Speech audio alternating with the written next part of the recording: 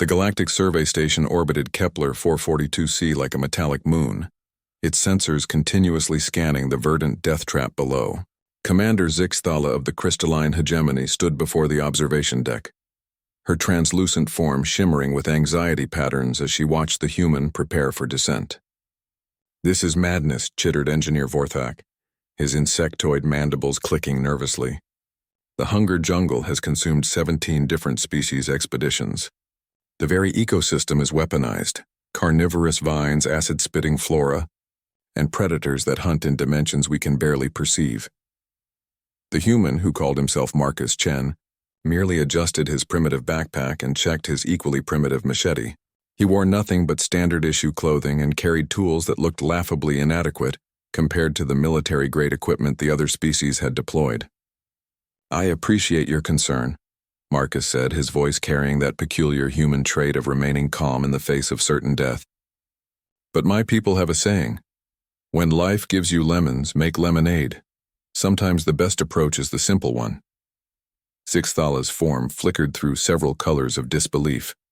"Human Marcus, you must understand, the jungle below isn't just dangerous. It's actively malevolent. The native Kethmori evolved there over millions of years, and even they speak of it in whispers. The jungle eats all, they warned us. Those aren't just words, it's a biological imperative." The records spoke for themselves.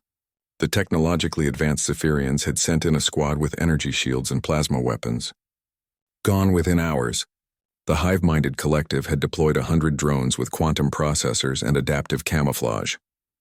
The jungle had somehow turned their own technology against them. Even the warrior caste of the Drakmor Empire, bred specifically for hostile environments, had vanished without a trace. "I've read the reports," Marcus nodded, seemingly unbothered. "But you know what I notice? Everyone went in trying to fight the jungle. What if instead of fighting it, someone tried to understand it?"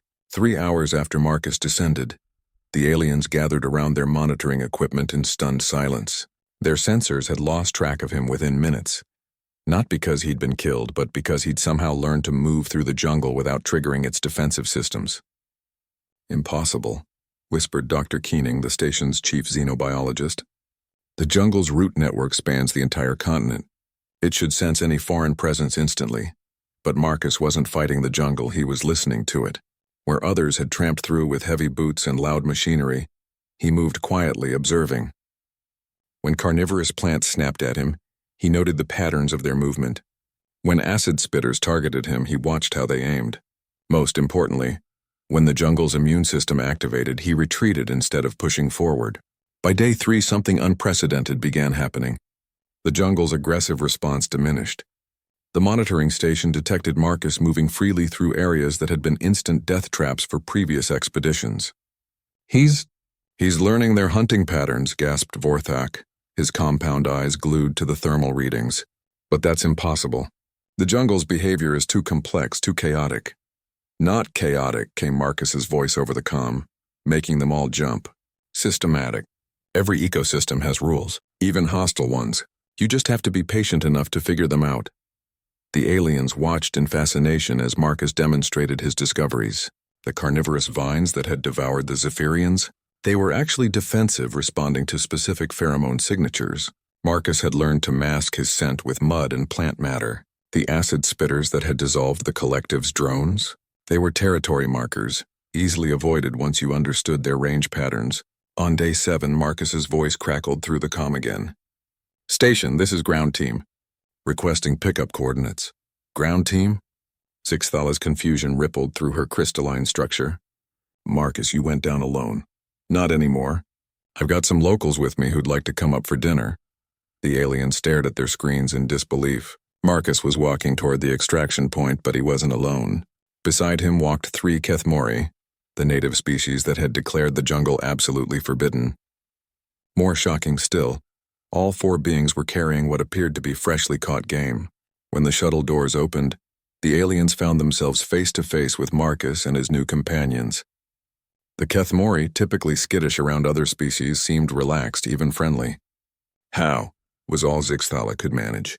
Marcus grinned, that expression that seemed to contain equal parts insanity and brilliance that all humans wore when accomplishing the impossible.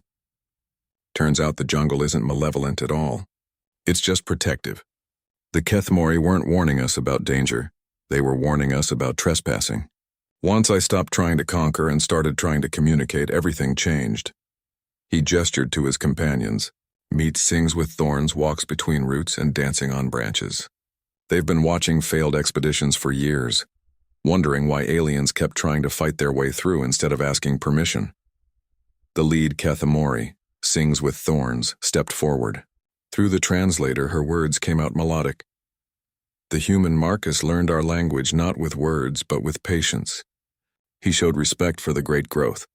In return, the great growth shared its abundance. As if to prove the point, dancing on branches opened a woven bag, revealing fruits that glowed with bioluminescent beauty and meat from creatures the survey team had never seen. The jungle doesn't eat all, Marcus said, unpacking his own provisions. It feeds all if you know how to ask nicely. And tonight we're all having dinner together. The aliens looked at each other, then at the impossible scene before them. A human who had turned certain death into a dinner invitation, armed with nothing but curiosity and respect. Later, as they shared the first meal ever taken aboard the station with ingredients from the Hunger Jungle, Vorthak quietly updated his report. Human approach to hostile environments, inexplicably effective. Recommend immediate revision of first contact protocols. Also recommend better dinner planning. Sometimes the universe's greatest mysteries weren't solved with advanced technology or superior firepower. Sometimes all it took was a human willing to listen to what everyone else called madness and turn it into an invitation for lunch.